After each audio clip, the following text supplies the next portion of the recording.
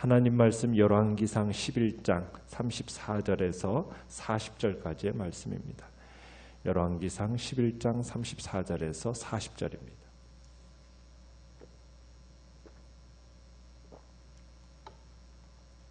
열왕기상 11장 34절에서 40절까지 한 목소리로 같이 읽겠습니다. 시작. 그러나 내가 택한 내 종 다윗이 내 명령과 내 법도를 지켰으므로 내가 그를 위하여 솔로몬의 생전에는 온 나라를 그의 손에서 빼앗지 아니하고 주관하게 하려니와 내가 그의 아들의 손에서 나라를 빼앗아 그 10지파를 내게 줄 것이요 그의 아들에게는 내가 한 지파를 주어서 내가 거기에 내 이름을 두고자 하여 택한 성읍 예루살렘에서 내 종 다윗이 항상 내 앞에 등불을 가지고 있게 하리라. 내가 너를 취하리니 너는 내 마음에 원하는 대로 다스려 이스라엘 위에 왕이 되되 내가 만일 내가 명령한 모든 일에 순종하고 내 길로 행하며 내 눈에 합당한 일을 하며 내 종 다윗이 행함같이 내 율례와 명령을 지키면 내가 너와 함께 있어 내가 다윗을 위하여 세운 것 같이 너를 위하여 견고한 집을 세우고 이스라엘을 내게 주리라. 내가 이로 말미암아 다윗의 자손을 괴롭게 할 것이나 영원히 하지는 아니하리라 한지라. 이러므로 솔로몬이 여로보암을 죽이려 하매 여로보암이 일어나 애굽으로 도망하여 애굽 왕 시삭에게 이르러 솔로몬이 죽기까지 애굽에 있으니라. 아멘. 오늘 말씀의 제목은 하나님과 새끼손가락을 걸었다면 이라는 제목으로 말씀을 나눕니다.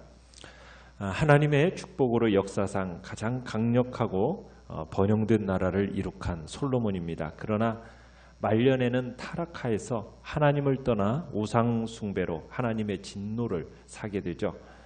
참 솔로몬을 생각하면 이스라엘의 번영과 패망의 원인을 한꺼번에 제공한 지도자였다, 이렇게 볼 수 있습니다.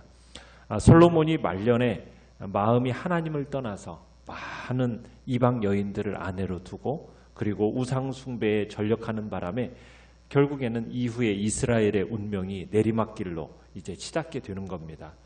하나님 앞에 변절한 솔로몬, 결국 하나님의 심판을 받게 되죠.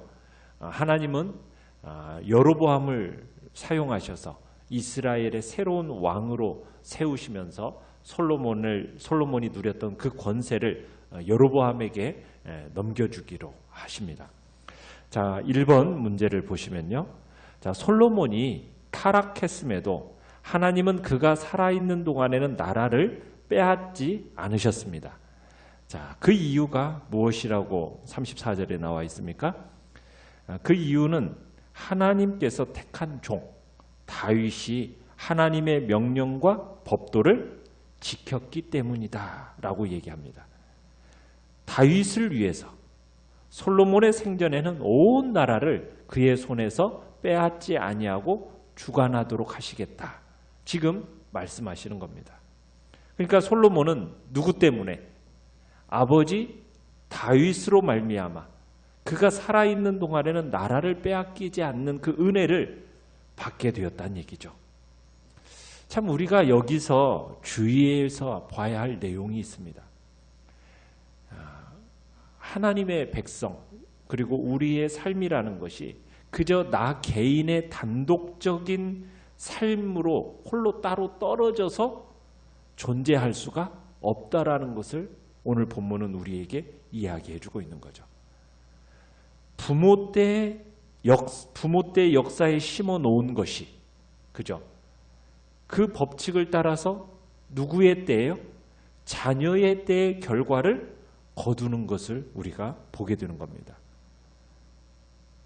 솔로몬이 심었던 그 역사의 씨앗이 누구의 때에 가서 또 거두는 것을 보게 됩니까?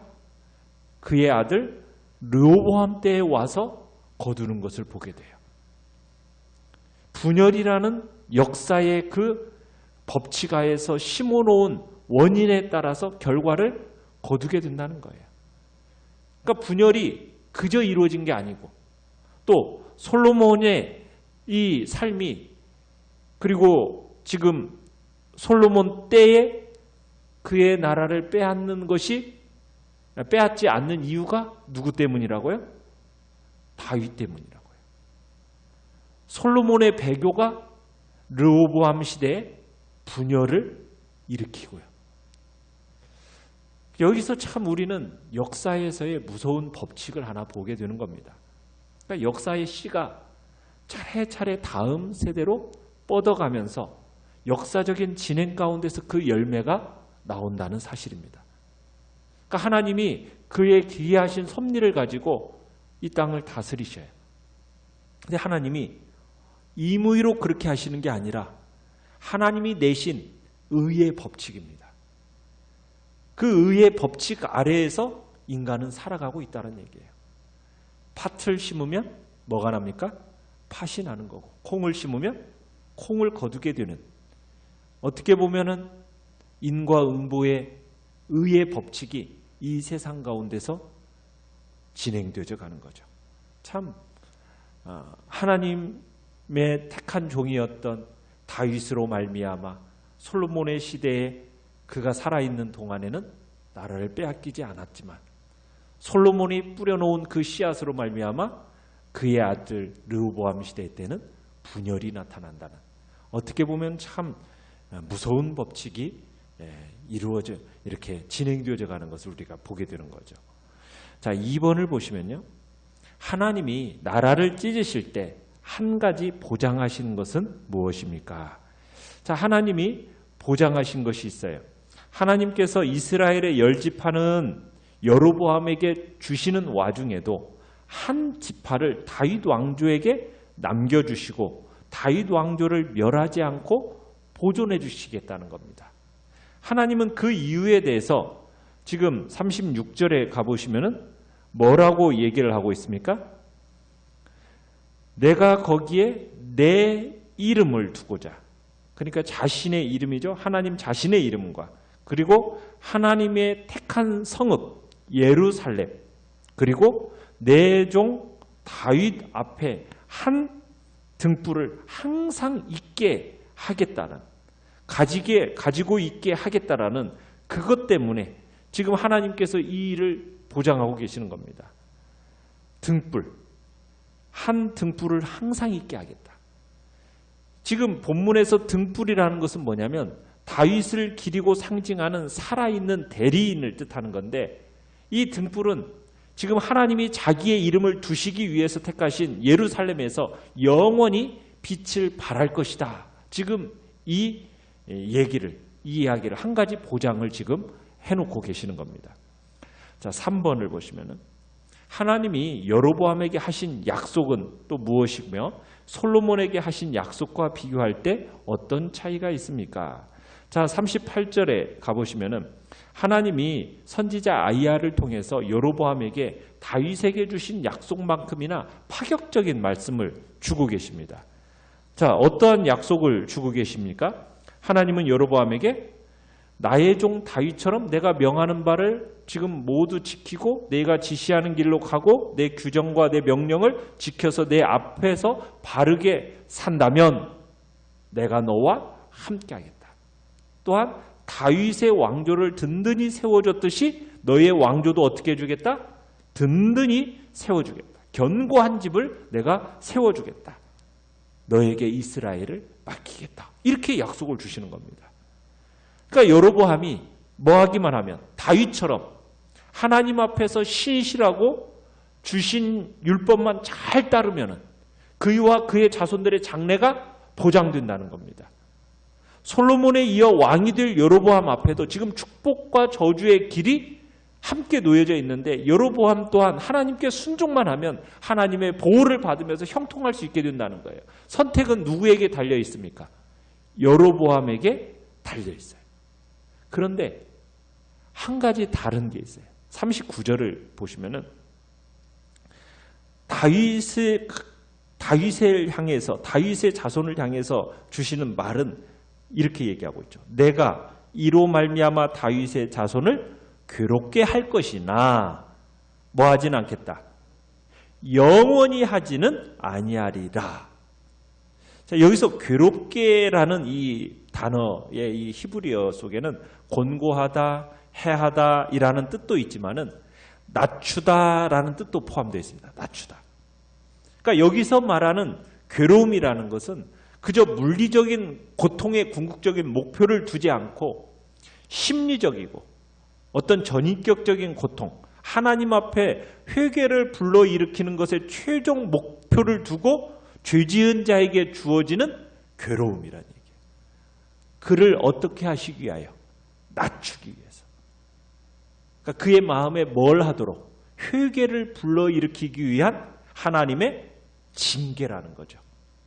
여기서 지금 괴롭게 하다라는 얘기는 그런 의미가 들어가 있는 겁니다. 아버지가 그 자식을 훈계할 때 사랑과 애정이 포함되어 있는 그 괴로움이라는 거죠. 그러니까 하나님의 심판의 과정 속에서도요, 과거에 다윗과 하신 하나님의 약속을 잊지 않으시겠다라는 겁니다. 다윗의 집안은 분명히 대가는 치릅니다. 그러나 중요한 건 뭐예요? 하나님이 항상 다윗 집안에 이러한 징벌을 주실 것은 아니라는 거예요. 징벌, 어느 정도의 징계가 이루어지면 이 다윗의 집안은 어떻게 해주시겠다는 겁니까? 용서하시겠다는 거예요. 이게 지금 들어있어요. 나라를 찢어서 지금 여로보암에게 주시지만 한 지파를 남겨두시고 그 한 지파를 통해서 영원한 왕권을 가지고 이 땅에 있게 하겠다. 그리고 그 영원한 왕권, 그 영원한 왕권은 그 유다 지파를 통해 누구를 통해 완성되게 하셨습니까? 예수 그리스도를 통해서 결국에는 완성케 하시는 일을 지금 여기서 얘기하고 있는 거죠. 그래서 여로보암의 이 약속과 이 다윗의 약속의 차이점은 뭐냐면, 여로보암의 약속은 하나님이 말씀에 따라서 징계하셔서 멸망하면은 그 다음에 있어요, 없어요? 그 다음이 없어요. 그러나 다윗에게는 징계가 있지만 그 징계 이후에 뭐가 있어요? 그에 대한 용서가 있고, 그리고 이 징계가 영원하지는 않다라는 하나님의 복된 약속이 이 다윗의 약속 속에 들어있다는 겁니다. 자, 하나님의 이와 같은 말씀이 여로보암에게 임했다라는 소문이 돌았고요. 솔로몬은 이 여로보암을 잡아 죽이려고 했어요. 그런데 여로보암이 피했죠. 어디로 도망갔습니까? 애굽으로 도망갔고, 마치 다윗이 이방 나라로 도피했던 것과 같이 여로보암도 다른 나라로 도피를 했습니다. 자, 4번을 보시면은 다윗에게 하신 약속을 기억하시고 범죄한 이스라엘의 은혜를 베푸시는 하나님을 볼 때 무엇을 느낍니까? 참, 인간이 실패하고 상황이 좋지 않아도 하나님의 약속의 말씀은 영원히 지속되며 변함도 없이 쇠함도 없이 온전하게 성취되어진다는 것을 우리로 하여금 느끼게 됩니다. 그러니까 하나님은 과거에 다윗과 하신 그 약속을 잊지 않으셨어요. 솔로몬의 범죄, 솔로몬의 배신에도 불구하고 하나님이 다윗에게 주신 약속이 무효화가 됩니까? 무효화를 시키지 못합니까? 무효화시키지 못한다는 거예요. 이게 놀라운 일이에요. 그러니까 하나님이 약속은 결코 취소되지 않습니다. 하나님은 신실한 분이시라는 거예요. 당신의 약속한 말씀을 항상 신실하게 이루어가고 계신다는 거예요. 그 약속이 인간의 실패와 상황의 어려움이 하나님의 그 약속의 말씀을 가로막을 수 있습니까? 없습니까? 가로막을 수 없다라는 그 진리를 여실히 보여주고 있는 거예요. 때로 우리의 삶이, 참으로 우리의 삶의 현실을 돌아보고 또 우리 자신들의 연약함과 상황의 어려움, 우리가 겪어왔던 그 실패의 경험들을 생각해 보면 우리가 받은 바 하나님의 말씀들이 어떻게 보면 우리가 감당할 수 없는 것처럼 여겨질 때가 있어요. 나 같은 것에게 과연 이러한 하나님의 말씀이, 내가 이렇게 큰 실수를 저지르고 이런 실패를 했는데 과연 하나님의 약속은 그대로 진행되어질까? 혹여나 내가 현재 지금 경험하고 닥치는 이 어려움이 하나님의 약속을 다 무너뜨리고 그 약속이 아무 의미 없는 것처럼 내게 주어지는 것은 아닐까? 아니라는 거예요. 모든 상황과 그 조건이 하나님의 약속을 결코 패할 수 없다라는 것, 그것을 분명하게 우리에게 말씀하고 있는 겁니다. 하나님은 이 세상의 어떠한 어려움이나 환난과 비교할 수 없을 만큼 크고 위대하신 분이에요. 그렇기 때문에 우리가 어떤 실패와 좌절된 상황 속에서도 우리는 그 약속의 말씀을 붙들고 끝까지 충분히 신뢰할 수 있는 신실한 분이라는 것을 우리가 잊지 않아야 되는 거죠. 하나님과 우리가 새끼손가락을 걸고 우리가 약속을 했다면 그 하나님은 그 약속을 끝까지 지키시는 신실한 분이라는 것을 우리가 잊지 않기를 바라요. 그러기에 우리가 때로는 넘어지고 실패하고 쓰러지는 그런 상황 속에서도 낙심하지 않을 이유가 바로 하나님의 신실하심과 그분의 약속에 결코 패할 수 없는 정말 그대로 이루어지는 약속임을 우리가 기억하면서 오늘 한 날도 나 자신을 바라보거나 상황과 환경 앞에 낙심하지 않고 절망하지 않고 그 하나님의 신실하심과 약속을 붙들고 믿음으로 승리의 길을 걸어가는 복된 자리에 있기를 간절히 축원합니다. 5번을 보시면 내가 죄를 지어 어려움에 빠질 때 하나님이 나를 그 고통 가운데 영원히 내버려 두지 않는다는 사실을 기억하며 회개하고 하나님의 긍휼을 구하십시다. 하나님은 내게 하신 약속을 신실하게 지키시는 분인데 나는 하나님과 한 약속을 쉽게 저버리지는 않고 있는지 우리 자신을 돌아보며 또 주님 앞에 기도하시길 바랍니다. 오늘 하나님 말씀 열왕기상 11장